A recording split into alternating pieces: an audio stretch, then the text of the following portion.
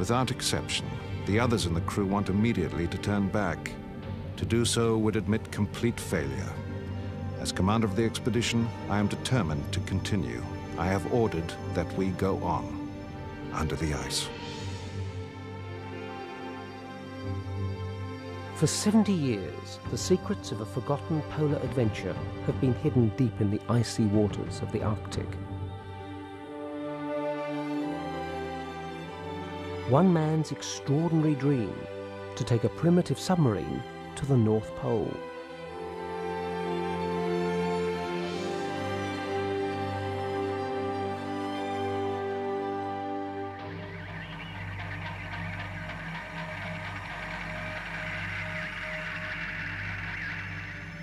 I have a range of 200 yards bearing 110. At the height of the Cold War, America's most powerful weapon, the nuclear submarine USS Skate, was on a secret mission. We're now through the ice at the North Pole, and you can hear the ice working around the ship, among other animal noises. Its objective, to be the first to surface at the North Pole. But its captain, James Calvert, had another aim. He'd come to honour the visionary pioneer who 30 years earlier had been the first to attempt this perilous journey. Not a Navy man, not even an American, but an Australian adventurer, George Hubert Wilkins. We are gathered here today to pay tribute to a great man.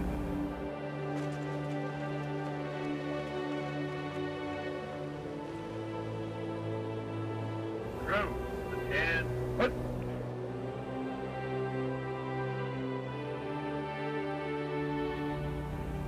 Unto Almighty God we commit the soul of our brother departed, and we commit his body to the deep, in sure and certain hope of the resurrection unto eternal life. The sea shall give up her dead.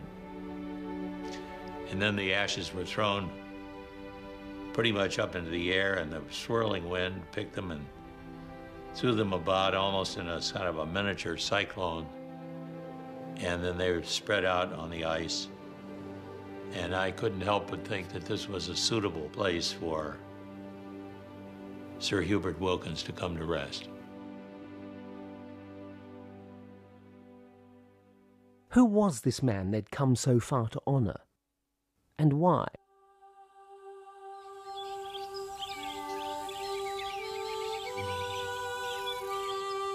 It's a far cry from droughts to submarines, but if you follow these stories with patience, you'll learn the connection.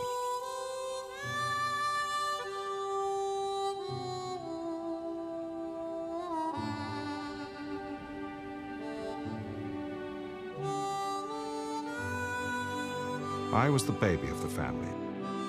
My father 52 and my mother nearly 50 when I was born. Today, Sir Hubert Wilkins is all but forgotten, but his incredible story lives on in the books and films he left behind. They tell of a childhood marked forever by a bitter struggle with nature. I was good at lessons, and it might have taken me to a higher school, but poverty came and prevented. The country was then entering the worst drought in the history of South Australia.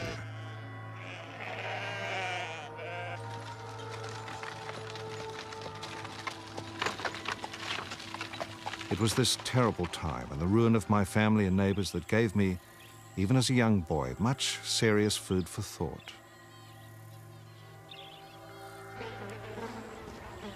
Why, I wondered, should it not be possible to learn something of the laws which govern the atmosphere and bring about the seasonal rains and droughts? I determined to devote my life to understanding the weather. While circumstances would lead me on many adventures, my life has been spent in pursuit of answers.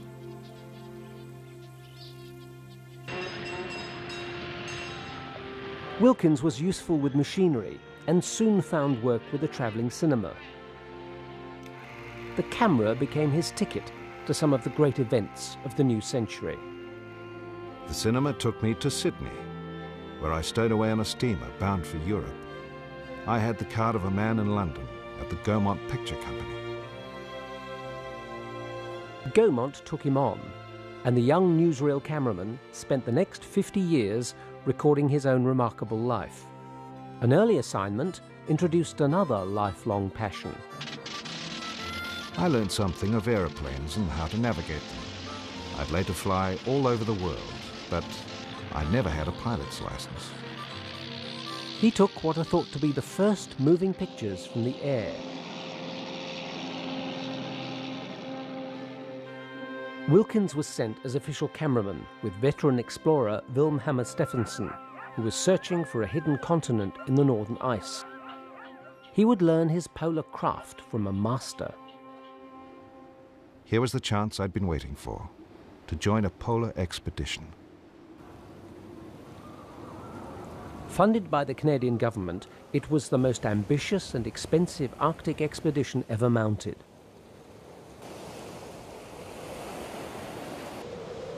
But it was a chaotic and ultimately tragic affair, which cost the lives of 11 men. Yet Stephenson and his young protege thrived in the conditions. They spent 3 years sledging thousands of miles across the frozen ocean, learning to live off the ice like Inuit hunters.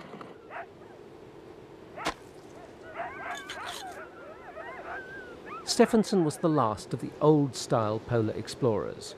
Wilkins would be the first of the new. I never really cared for the hard physical labor of the sledge.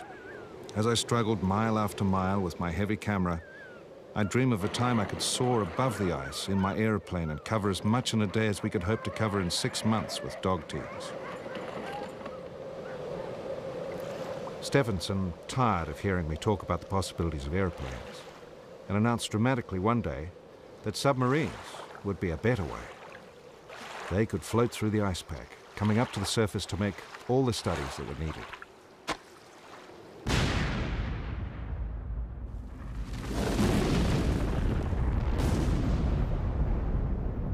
The First World War interrupted his plans of discovery.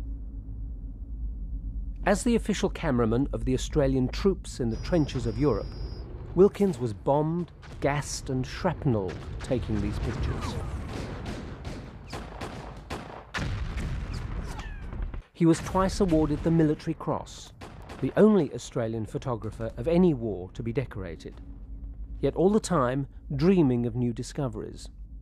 Someday, when the world returns to normal, I hope to sail through the polar skies, not in pursuit of enemies, but of the secrets that would help conquer the natural enemies of all mankind.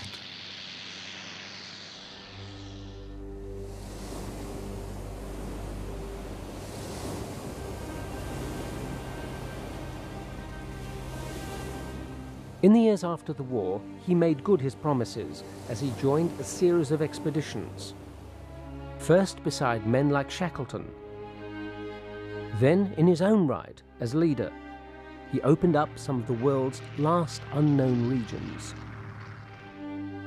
Though he explored deserts and jungles, it was his pioneer flights at both poles that marked him one of the giants of exploration, always pushing technology to its limits.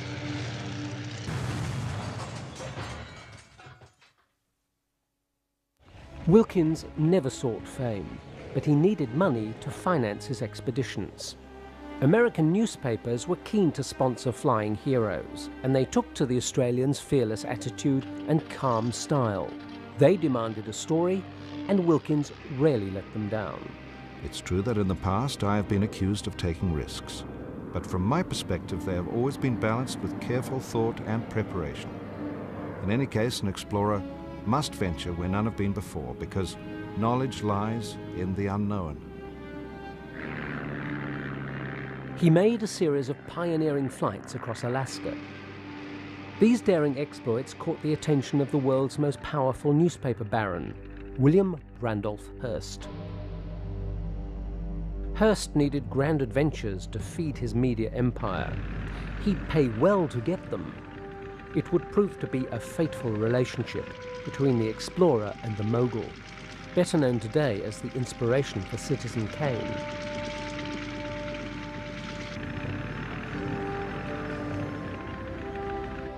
With Hearst's money, Wilkins would be the first man to fly in the Antarctic. In the flimsy aircraft of the time, it was dangerous work, but Wilkins triumphed and was the first to sight vast regions of the southern continent. He literally changed the map of the world and modestly named part of the Antarctic Peninsula after his powerful sponsor. Hearst was thrilled. A man like this sold a lot of newspapers, yet Wilkins seemed unconcerned with celebrity. From what I studied of Wilkins, I don't think that personal achievement was what he was after. Polar historian Maria Pia Casarini has done the only substantial study of the Wilkins archives. He had this very strong feeling that the world needed to know more scientifically to avoid those terrible droughts that ruined his farm in Australia, that more was needed to know about the polar regions, of the climate of the extreme regions where not many people had gone, same for the Antarctic, and even the geographical exploration. To have an Arctic Ocean and not even knowing whether there was any land, it just wasn't acceptable for somebody like him. In 1927, Lindbergh crossed the Atlantic, and daring aviators became the rock stars of their age. Meanwhile, Wilkins was quietly preparing a far more dangerous flight across the top of the world from Alaska to Europe. There had been shadowy reports of solid land in the Arctic Ocean. I was anxious to explore this region because land would mean a place for the polar weather stations I had long ago set my mind on. Wilkins was attempting one of the longest flights in history, over unmapped and inhospitable territory. Few expected ever to see him again. Almost to a man, they said it couldn't be done. But I needed to resolve once and for all the question of unknown land in the Arctic. The flight solved this last great mystery of geography. It proved there was no hidden continent in the frozen north. Wilkins' stunning achievement had opened the most important route in aviation, connecting Asia, Europe and America by the shortest path. It was hailed as the greatest flight in history. Feted by his peers, honoured by heads of state, the boy from the Australian bush became Sir Hubert Wilkins. At a New York ticker tape parade in his honour, he was introduced to an Australian actress, Suzanne Bennett. He was the most famous man on earth, and always in a hurry. He proposed to me on our second date. A grateful Hearst gave them a honeymoon to remember, aboard the only round-the-world flight of the Graf Zeppelin. Now 42 years old, rich and renowned, others may have been content to retire, but the boyhood dreams remained. It is the relentless force of mysterious nature that fashions my thoughts and controls my destiny, and brings me now to undertaking what many consider the most foolhardy of all risks, taking a submarine beneath the Arctic seas.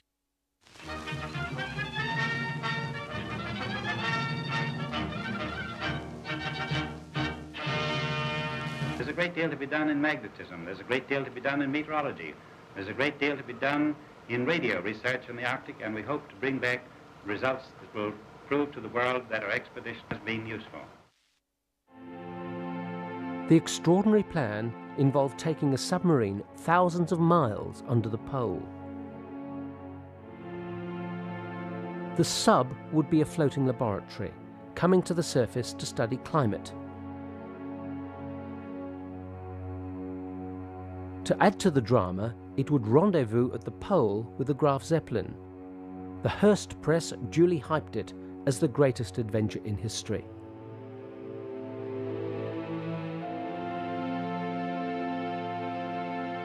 And thus they planned to cross about 1,500 miles of broken ice cakes until they arrived in the open waters to the north of Bering Straits.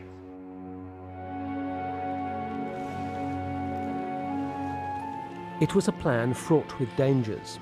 Submarines at the time were little more than fragile ships, limited to occasional short dives. Somehow they hoped to navigate to the North Pole and beyond, hoping for breaks in the ice to surface for air. As it entered the shifting ice sheets of the Arctic, they would be beyond help.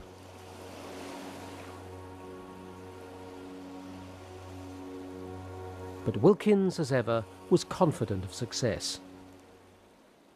Now we expect in about 6 or 8 months to have made the trip 2,000 miles under the ice, starting from Spitsbergen somewhere about the 1st of July. The US Navy offered Wilkins an antiquated First War sub that was due to be scrapped, but it would be a race against time to have her modified for the brief Arctic summer. I'm going to name her the Nautilus, like Jules Verne. I expect to spend a lot of money adapting her to our special needs, but just to get the hull is a great start.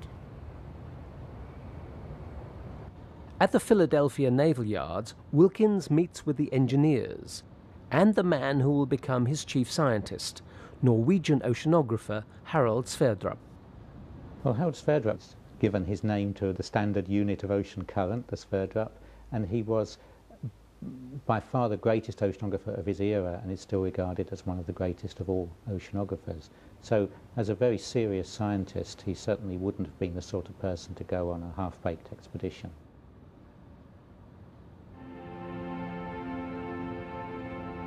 But others considered it a suicide mission. The Nautilus could travel just 125 miles before being forced to surface to replenish batteries and air supplies. Yet Wilkins would need to navigate thousands of square miles of uncharted ice pack in the hope of finding breaks through which to surface. It was a plan so unlikely that success could be its only justification. James Calvert knows what it takes to reach the North Pole by submarine. He also knew Wilkins and the realities of what he was attempting.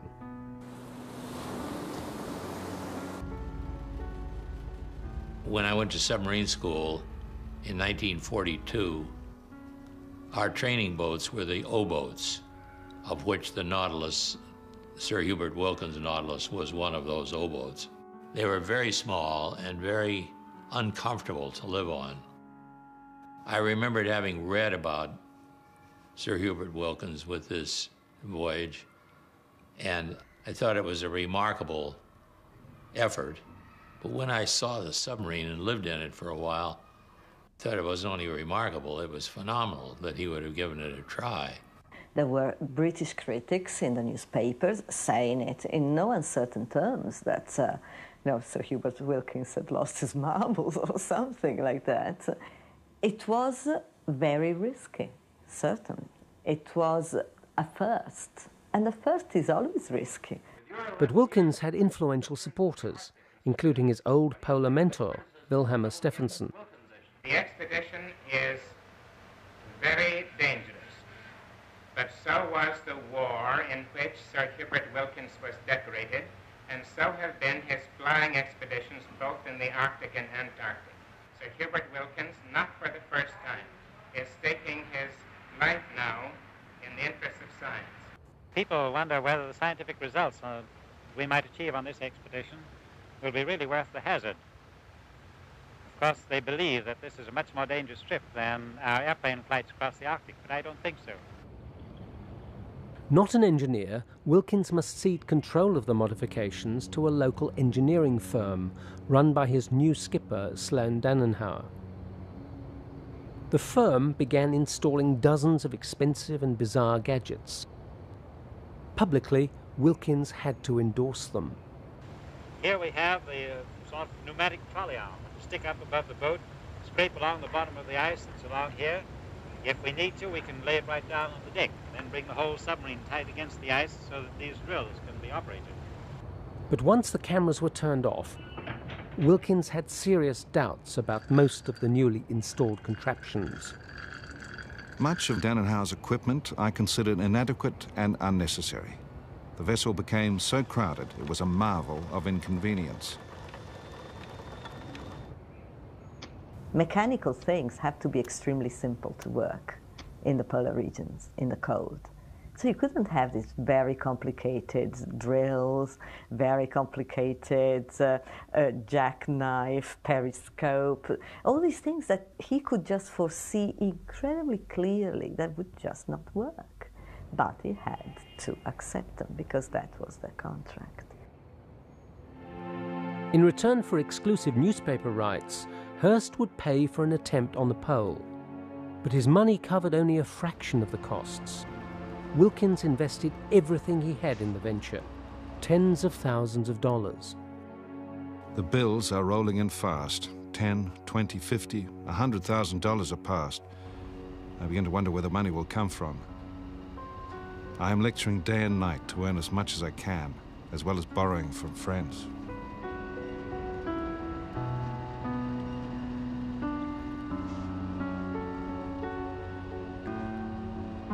But there were certainly no concerns when it came to recruiting.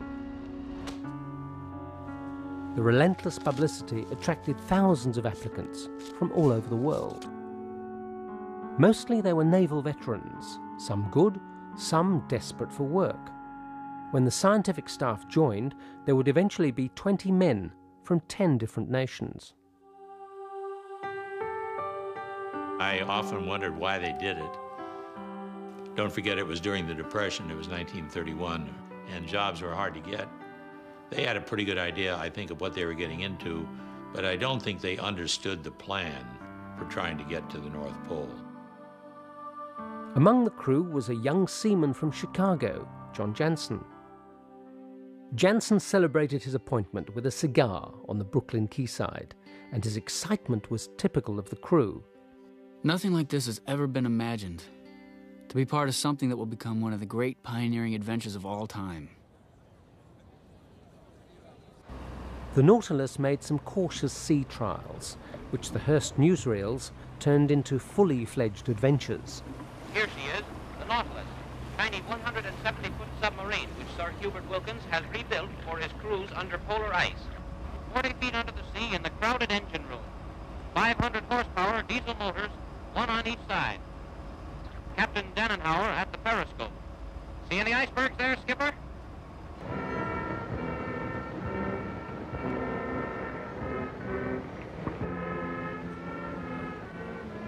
The naming ceremony was a media event. Among those gathered under the Brooklyn Bridge was the grandson of Jules Verne, Jean, there to see 20,000 Leagues Under the Sea become reality. Lady Wilkins performed the honours. I name you Nautilus. Go on your wonderful adventure. In your heart is great treasure. Bring that treasure safely back to me.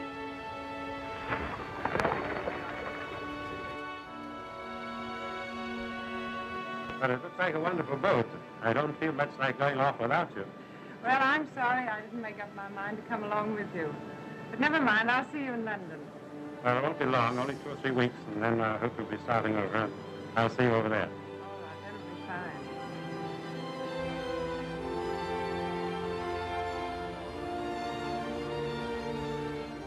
fine. Nautilus finally set out on the first leg of its journey, a perilous surface crossing of the Atlantic to Europe. Our hearts are beating high. From now on, we will do the job alone.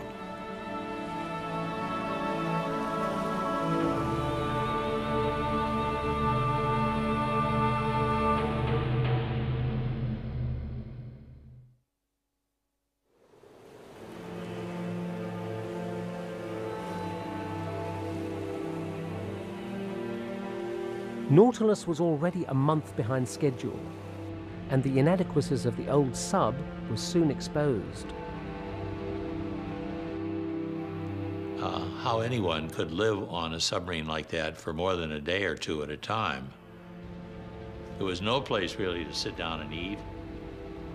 There was only one head, or toilet, which was a large steel bowl mounted up between the two engines in the engine room. So it really took somebody with great concentration to have a successful visit to the head there. Trouble has been brewing for us from the time we left. One engine has a leaking cylinder, the other has broken down under the strain.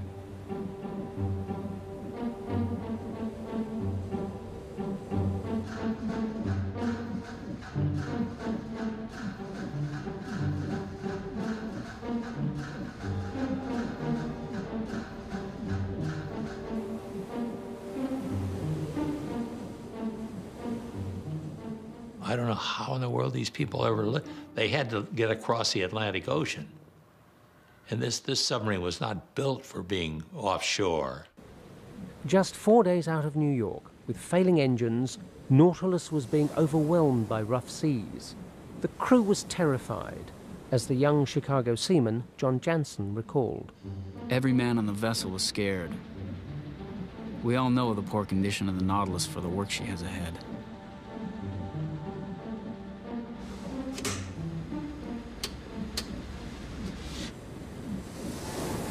Adrift in the mid-Atlantic, with its engines broken down and the crew sick from fumes, the Nautilus sends an SOS.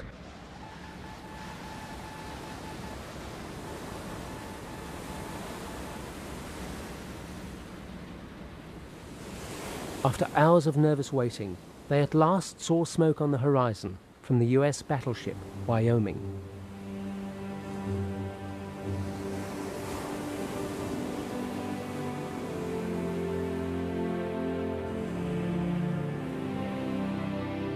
It's a lucky escape.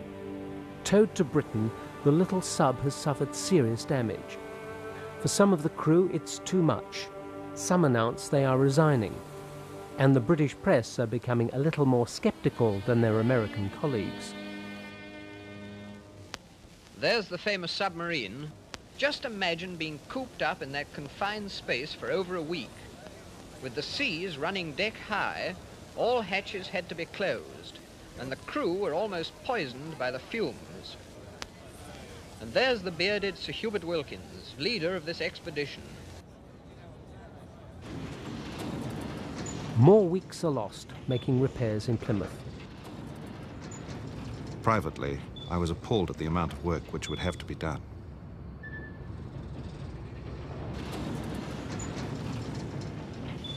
Wilkins must abandon the plan to rendezvous with the Graf Zeppelin.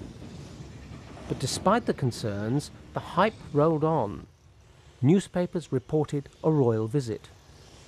The Prince of Wales visited the submarine Nautilus at Plymouth today and wished Sir Hubert Godspeed. It is all intensely interesting, the Prince said. He did not catch his bowler hat on a single lever or piece of machinery.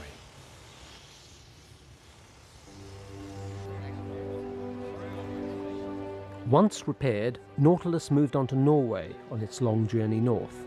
But it was now months behind schedule, and all but Wilkins must have believed it was too late in the year to attempt the pole. Some little temporary trouble with the electric steering gear delayed us from starting again, but if things go well from here, I think we might even yet still accomplish much. A new member of the crew was capturing the scene in Bergen. Famed newsreel cameraman John Dorrid. Dorrid was hired to film the voyage into the unknown, but he also kept a diary that reveals a fascinating insight into the events that were to come. August 5th, 1931. It was far too late in the year to start the polar expedition, but I believed in Wilkins and was looking forward to the trip. No matter how busy I was to cover the story with my camera, I would have plenty of free time aboard. I wanted to spend a little of it writing a diary. Leaving was very moving. At least 300 people were on quayside, and I think most of them were sure we would never come back home again.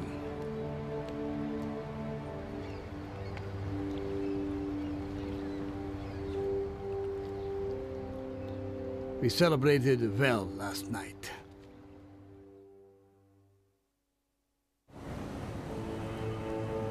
Nautilus now made its way slowly north along the Norwegian coast. When not dealing with mechanical problems, Wilkins was preoccupied with the demands of the Hearst media. He spent every spare moment writing upbeat reports to titillate public interest. But private notes told a different story. The weather's been stormy. We often lie at over 52 degrees. The bridge has been damaged and the rails totally destroyed. We're thrown out of our berths and have to crawl around on the floor. He was willing to take this on. This guy has to be impervious to his environment. And maybe as an explorer he was. After travelling almost 5,000 nautical miles, Nautilus finally limped into Spitsbergen. It was the last inhabited land, just a few hours sailing from the edge of the frozen sea.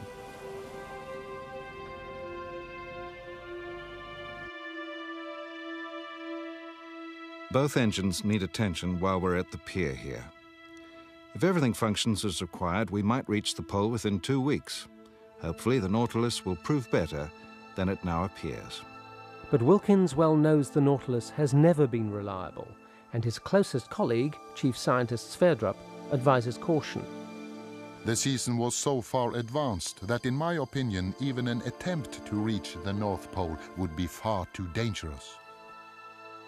But Wilkins would not be swayed. He announced that after taking a day for repairs, they would sail for the pole. It was a somewhat irresponsible thing to do, to push forward, although he may have been convinced in his own mind that it would work. People thought it would take great courage to go under the ice in a submarine, but I can assure you it took more courage than even I had to go back on our word. We had put our hand to the plow, and it was necessary to go on.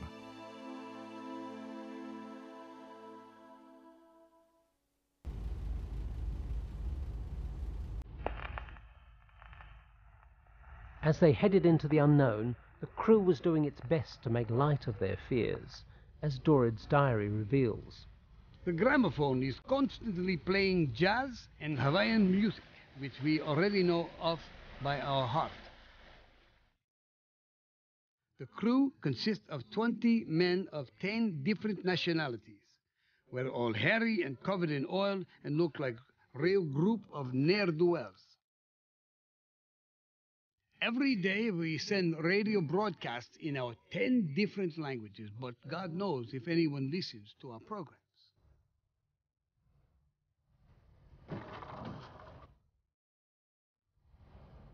Wilkins and Sverdrup began their experiments, making echo soundings and gravity observations, the first studies of the deep Arctic basin.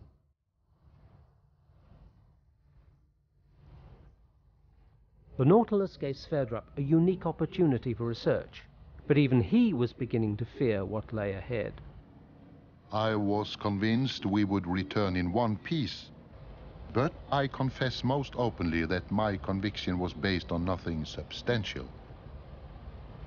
If I had known what the next few days would bring, I would have been singing a different tune.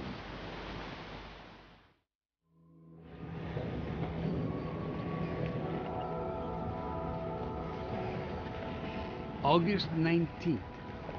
At 80 degrees, 3 minutes north, we meet the first drift ice. For every hour that passes, it becomes heavier. Winter had returned with a vengeance. John Dorid's diary recalls their discomfort. The weather is harsh, with wind and fog, and the ice is moving faster than normal. The cold goes right through. There is no heating on board, and inside the temperature is some degrees lower than outside. Water is constantly dropping from metal walls, and everything you touch is cold and damp. They said the condensation was just terrible. It dripped all over the place. It was almost like it was raining sometimes, because they had no real insulation on the steel hull inside. Ice has frozen all over the deck, on the periscope and on the bridge. The freshwater tanks are also frozen solid. To increase our discomfort, a leak has sprung in the diving room, and the cold water is slowly seeping through.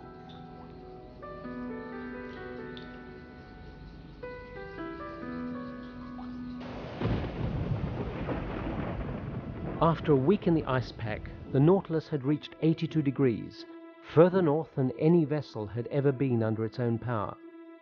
850 kilometers ahead, under huge drifting ice sheets, lay the North Pole.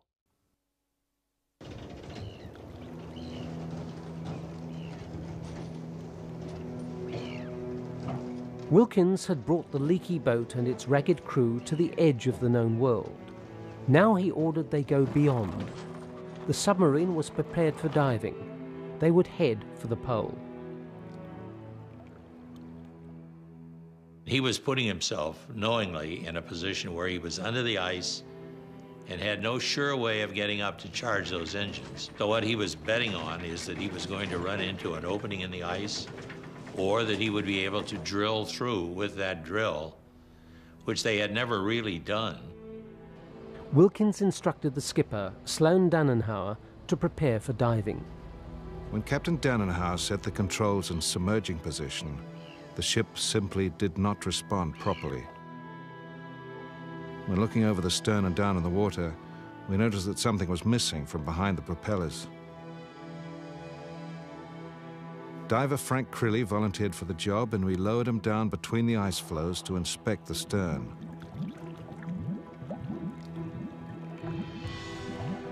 In the freezing water, Crilly made a shocking discovery. The horizontal rudders, the stern planes, were gone. The stern planes to a submarine are sort of like the steering wheel to a car. You can't operate submerged without them. You'd be all over the place. I mean, it would be highly dangerous. Chief Scientist Sverdrup witnessed his leader's reaction. Wilkins showed no emotion. Not one muscle indicated that all of his plans had collapsed. He just put on his mittens and went astern alone. Sabotage. Some of the sailors had made up their minds that they weren't going to do this. And they also realized, I think by then, they were in with a man of unprecedented, almost inhuman determination. He was going to go ahead with this come hell or high water. And they didn't want to. And I think they realized that there wasn't any point in trying to sit down and talk to Mr. Dannenhauer about it. They had to do something that would make it impossible for the submarine to proceed.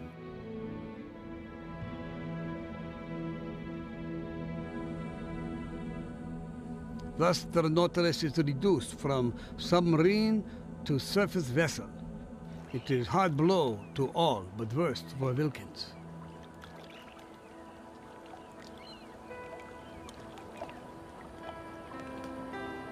It seemed to be the end of his dream, but there were no recriminations. For the rest of his life, Wilkins would remain silent about the sabotage. But in a recently discovered private letter, he blamed the young seaman, Jensen, for the treachery. In New York, William Randolph Hearst publicly urges Wilkins to return and try again later in a safer vessel. But another totally contradictory message arrived from the Hearst Empire, this time not for public consumption, effectively demanding that Wilkins continue to the pole, regardless of the risks.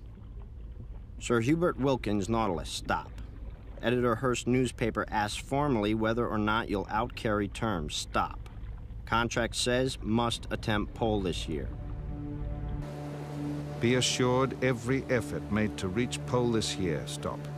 These plans held, therefore relying on your honor. Payment expected from you and News Chronicle. We head on, sometimes south, sometimes eastwards, and now suddenly towards the west. It seemed to us as if Wilkins cannot decide what he wants to do. Wilkins faced an impossible choice: admit failure and return to ridicule and ruin, or continue and risk lives. Against all advice, he eventually made up his mind. Without exception, the others in the vessel want immediately to turn back.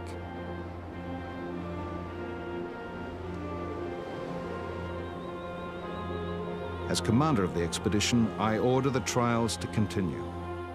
I am determined the vessel will go under, and that as many experiments as possible will be made.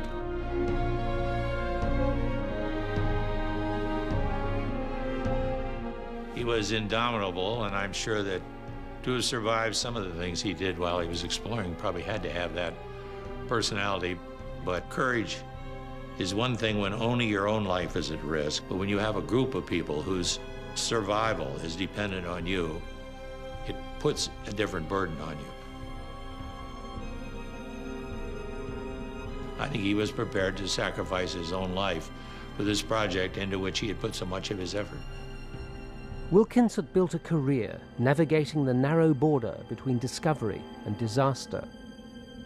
Now he stepped across that line and ordered an incredible maneuver.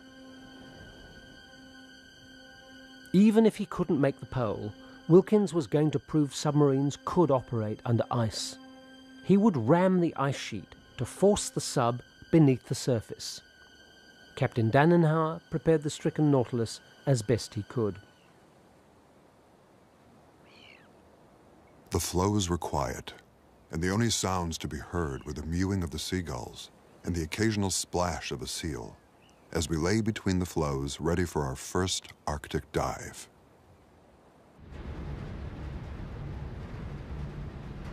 Flood the main ballast.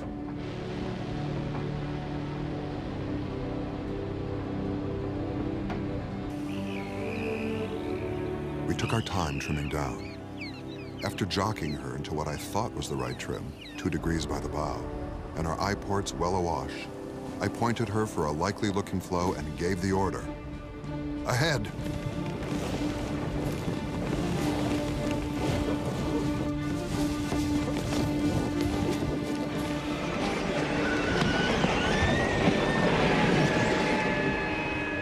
The noise of the ice scraping along the top of the vessel was terrifying. It sounded as though the whole superstructure was being demolished.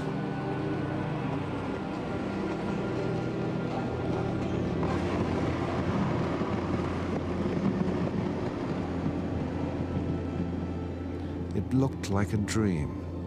Through the eye ports, the crystal water changed from blue to green. Fish swam past in the strange, uncertain light. No human eyes had ever before looked upon the sight. Above them was solid ice. Below, an ocean 4.5 kilometers deep. We were under all right, for the first time in history. But could we get out again?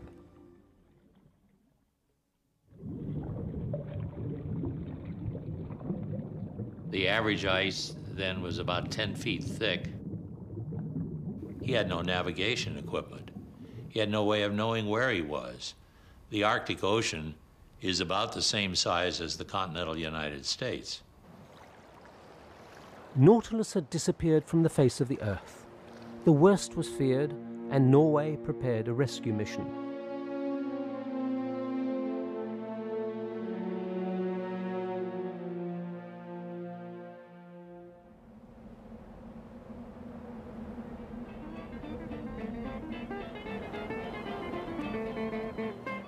In fact, the Nautilus had escaped after having travelled just a few miles submerged, then bobbing up through the ice like a bottle in a bath. But its radio had been damaged, and it would be a week before the world would learn that they had survived. The scientific team continued with groundbreaking experiments, solving important questions about the Arctic Ocean, results that are now recognised as exceptional. As an Arctic oceanographer myself, I feel that the work they did was a landmark in science, and it's very difficult to do that kind of work when the area they were operating in, the marginalised zone, is very difficult to work in even today. And the fact that they could do that in a submarine which was virtually crippled was a marvellous piece of navigation and of research.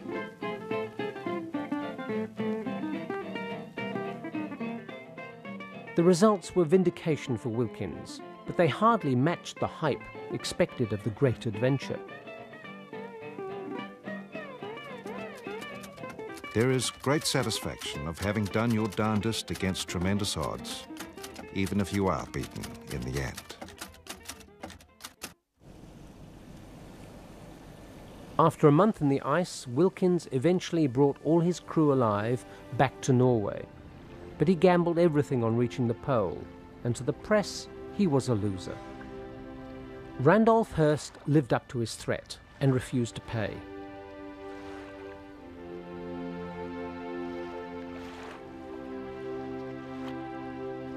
Nautilus, too damaged to continue, was scuttled. As it sank, it took not only Wilkins' dreams, but also his reputation. Buried by the Hearst Empire, it's only today that the audacity of the Nautilus journey and the amazing career of Wilkins can be appreciated. It was 25 years ahead of any other submarine work in the Arctic. Everything he did in a submarine under ice or in ice was completely untested before. So he had to do everything for the first time, and the fact that he achieved so much on that expedition makes it, I think, a tremendously successful expedition. The only reason it's not better known is just because he didn't get to the North Pole, which is, in a sense, quite a trivial thing.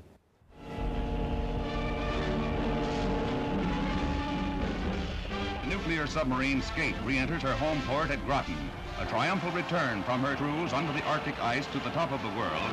Commander James F. Calvert... It would be others who would eventually reach the pole, and it was others who returned heroes. But James Calvert never forgot his debt to the modest Australian. In the autumn before he died, Wilkins met with Calvert as the young commander prepared to follow in his footsteps. This man was a dreamer. And dreamers are important. They think of things that other people would reject immediately as not being possible.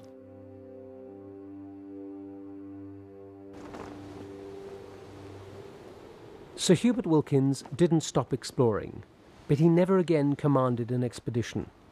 He saw out his days designing survival gear for the US Army.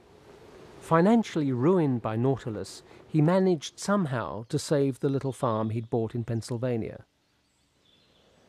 Lady Suzanne Wilkins didn't travel on her husband's expeditions, happy to have him back for his brief appearances. He had a full life, 70 years and 10 packed with action and achievement. He died 70 years young, with a slight smile upon his lips. He was actually the explorer of the 20th century. And it's a real sadness and frustration that he is not better known. Because he really, it's not just what he did, but how he did it. I mean, it was this inquisitive mind, the desire to get new technology, the desire to, and the intelligence and the ability to carry out, the courage to do things that may seem crazy at the time. Australia too turned its back on this remarkable man. Few recall his amazing exploits. He doesn't adorn the currency like other Australian heroes. Some locals have raised a little money to rebuild the family cottage. It will never be a tourist mecca.